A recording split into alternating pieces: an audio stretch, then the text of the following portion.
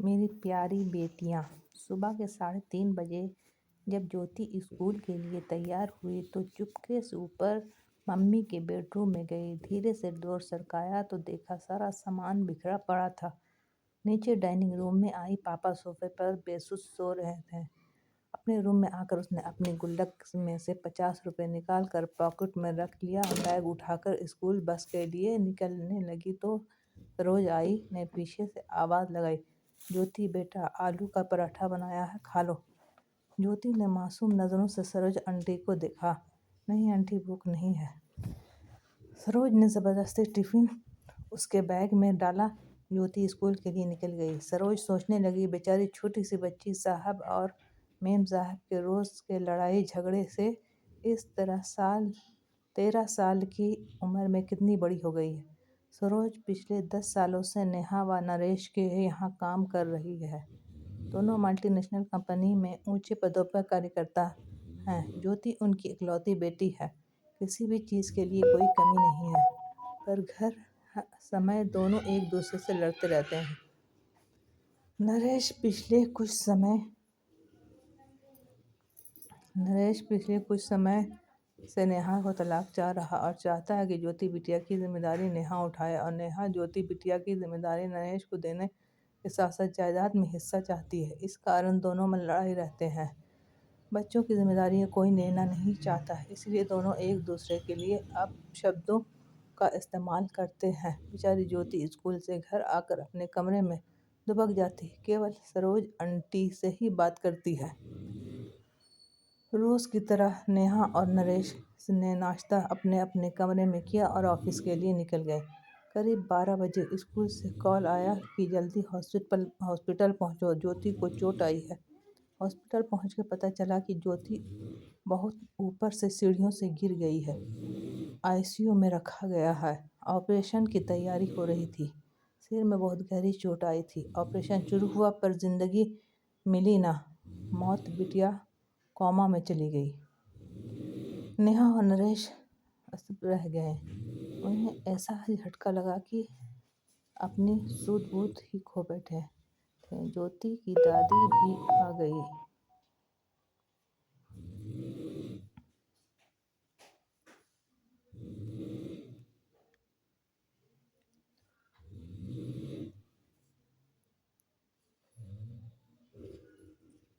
ज्योति की दादी भी आ गई थी। बेटा बहू को देखकर नफरत से मुंह फेर लिया।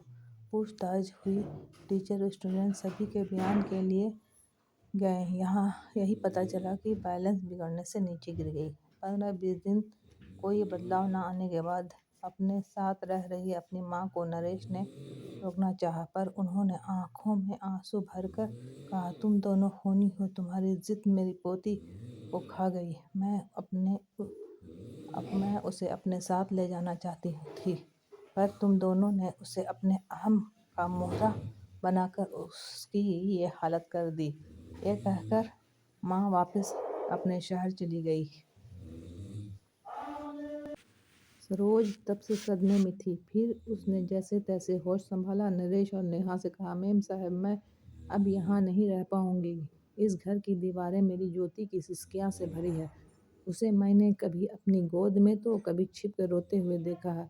कभी तो मेरा मन किया कि उसे लेकर भाग जाऊं, पर मैं डरपोक थी, ऐसा नहीं कर सकी। अगर चली जाती तो शायद वो आज इस हालत में ना होती। नरेश और नेहा के पास अब शायद कहने को कुछ नहीं था। जैसे जैसे दिन बीत रहे थे, उनका लड़ाई झगड़ा एक अजीब सी बर्फ में तब्दील हो चुका था। उनकी सारी भावनाएं अंदर ही अंदर एक खामोश अख्तियार कर चुकी थी।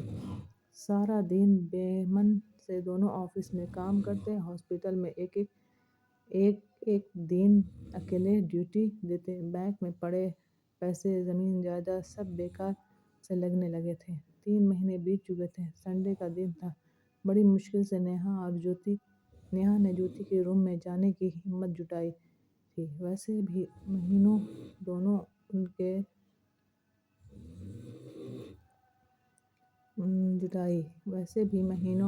दोनों उसके कमरे में कदम नहीं रखे थे। कैसे माँ बाप थे वो दोनों।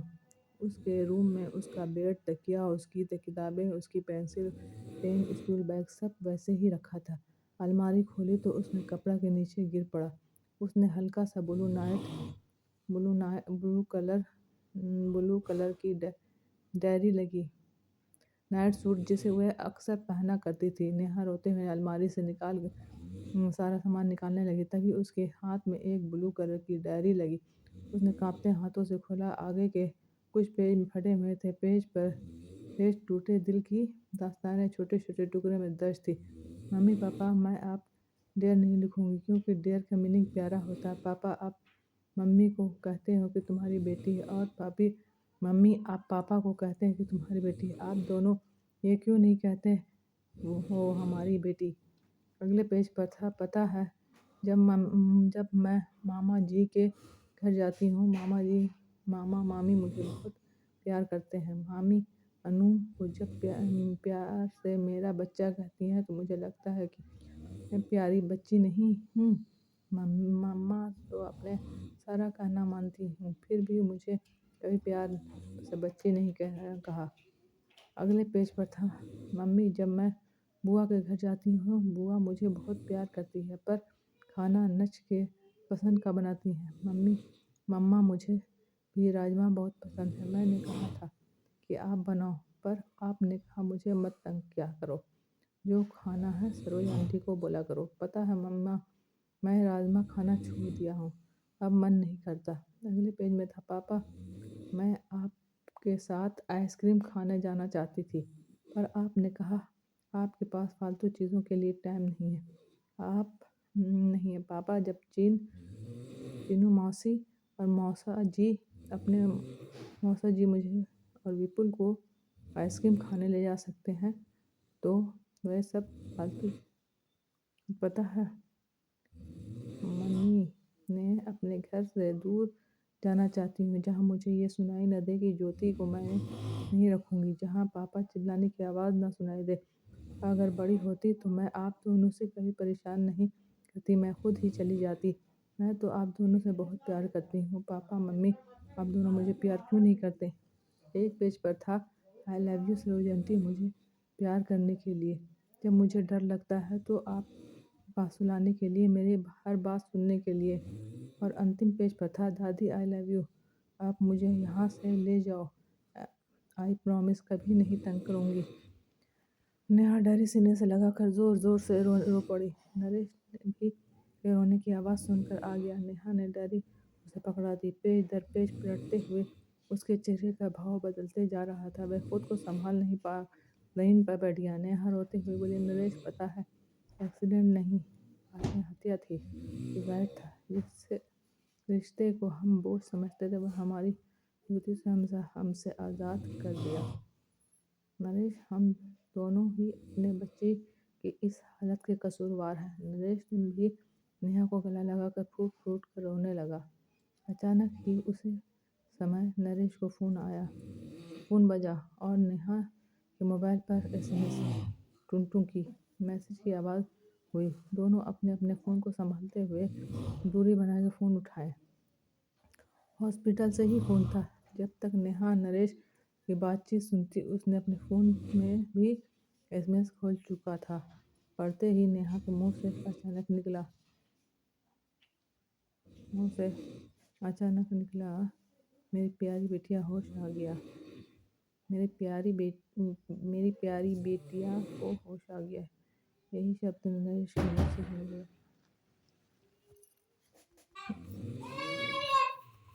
यही शब्द नरेश के मुंह से निकले थे। एक साथ दोनों के स्वर, चेहरे पर खुशी उस कमरे में गूंज उठी। ये कहानी उस घर की है जहां माँ बाप बच्चों के सामने लड़ते हैं या घर टूट कर बिखरते हैं। उसका सबसे बड़ा खामियाजा बच्चे भरते हैं। अगर आप अच्छी परवरिश नहीं दे सकते तो अपने बच्चे को जन्म देने का कोई अधिकार नहीं है।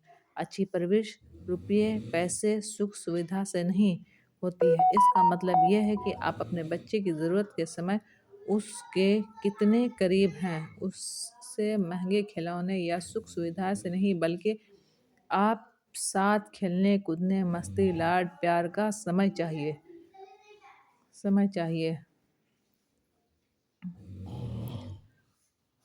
कहानी अच्छी लगे तो कमेंट करें।